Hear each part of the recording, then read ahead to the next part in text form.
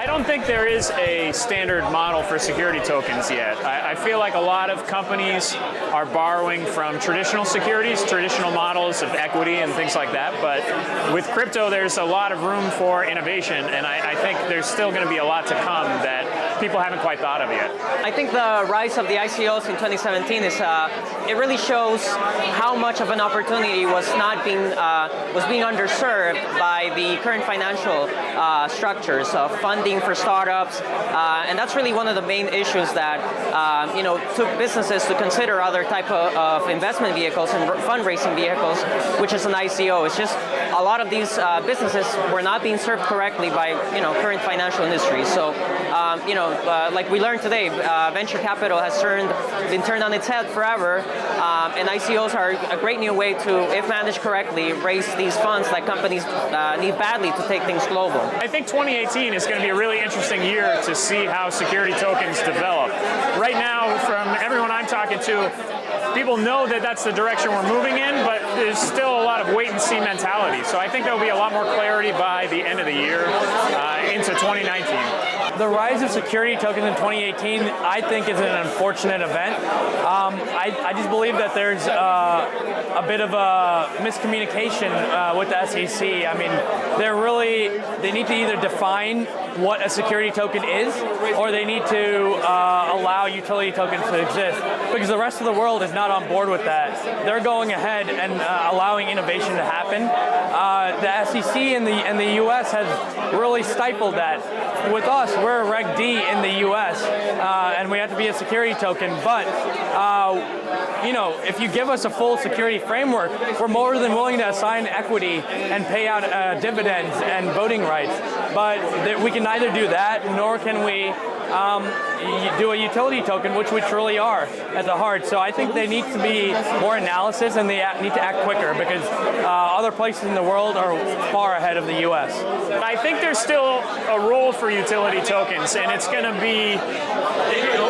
incumbent to the designers of these new technologies to incorporate the best of both worlds and take the investor protections on the security side and combine it with the liquidity and some of the unique capabilities of utility tokens to try to merge that together in the future. The security token hype, it'll be interesting to see if it lives up to expectations. On the one hand, some public companies are talking about tokenizing their existing security offerings that are now stock, and something like that would just be a huge game changer. But on top of that, there's still a lot of companies that are trying to raise money for their cryptocurrency project, and if they want to be legitimate, at least in the United States, that means security tokens. So I think we will see a lot of projects this year.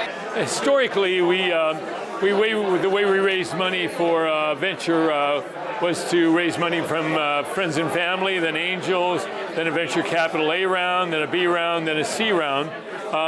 Now we actually can go to the public, and if we raise enough money in our first round, whether it's in a pre-sale or even a private sale, we may have enough there that we don't actually even bother to do a public sale. So really it's just the entrepreneurs looking at the situation and going like, okay, we hit 20 million or 30 million or whatever it is. That's probably enough for right now. We can build everything we want to build with that. So I think it's just really the entrepreneur working with their public support. I don't think everyone needs to do a pre-sale. I mean, we raised a lot of money in our private sale for Bublo, but actually we are still going ahead with the main sale because we're a consumer app. Part of the reason we even are doing an ICO is because it's a community building effort. It gets us users, it gets us a community that's actively engaged. I think that's what you need to look at before starting to do a main sale, because are we doing it just for cash, or are you doing it for the right reasons is what we got to look at. And is it going to be able to sustain a token economy that's beneficial to everyone invested and using the token? The cool thing about a token is it's a new asset class. It's neither a utility, nor a security, nor even a currency. It's all of them. So in the past we had money, we had stock, and we had gold or things like that as commodities.